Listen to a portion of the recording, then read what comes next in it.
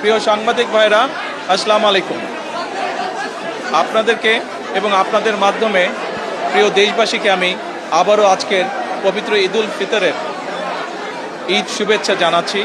ঈদ মোবারক। বহু বছর পরে আল্লাহ রাব্বুল আলামিনের ইচ্ছায়, বাংলাদেশের মানুষের দোয়ায় আমি এবং আমার পরিবার দেশের মাটিতে দেশের মানুষের সাথে ঈদ পালন করতে সক্ষম হয়েছি। তার জন্য আমি প্রথমেই আল্লাহ রাব্বুল আলামিনের দরবারে শুকরিয়া আদায় করছি। আমি এই দেশের একজন নাগরিক হিসাবে আল্লাহ রাব্বুল আলামিনের কাছে দোয়া করি যেন আল্লাহ আমাদেরকে সেই রহমত দেন।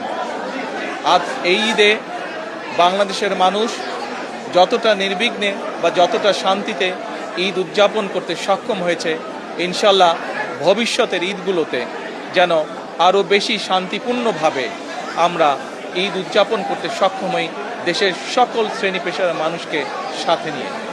একই সাথে আসুন এই ঈদে আল্লাহ রাব্বুল আলামিনের কাছে আমরা রহমত চাই, যেন আল্লাহ আমাদেরকে সেই রহমত দেন যাতে করে আমরা বাংলাদেশের মানুষের সেই প্রত্যাশিত সেই বাংলাদেশকে ধীরে ধীরে গড়ে তুলতে পারি।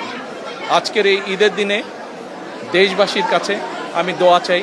একই সাথে দেশবাসীর কাছে আমি অনুরোধ জানাবো যে আপনাদের সহযোগিতা যদি থাকে, ইনশাল্লাহ আপনাদের এই নির্বাচিত সরকার দেশকে আপনাদের চাওয়া অনুযায়ী দেশ গঠনের কাজে সর্বোচ্চ শক্তি দিয়ে চেষ্টা চালিয়ে যাবে।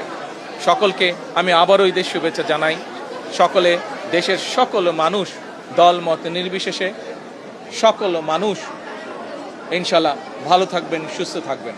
আজকের এই দিনে আমরা আবারও গভীর শ্রদ্ধার সঙ্গে স্মরণ করছি 1971 সালে যারা জীবন বাজি রেখে এই দেশকে স্বাধীন করেছিলেন, সেই শহীদ, সেই হতাহত মুক্তিযোদ্ধাদেরকে আমি একই সাথে স্মরণ করতে চাই 2024 সালের ছাত্র জনতার গণ আন্দোলনের মাধ্যমে এই দেশকে স্বৈরাচার মুক্ত করতে গিয়ে যারা শহীদ হয়েছেন, যারা হতাহত হয়েছেন, সেই সকল গণতন্ত্রের যোদ্ধাদেরকে, সেই সকল গণতন্ত্রে শহীদ হওয়া মানুষগুলোকে, তাদের সকলের আত্মার মাগফিরাত কামনা করছি।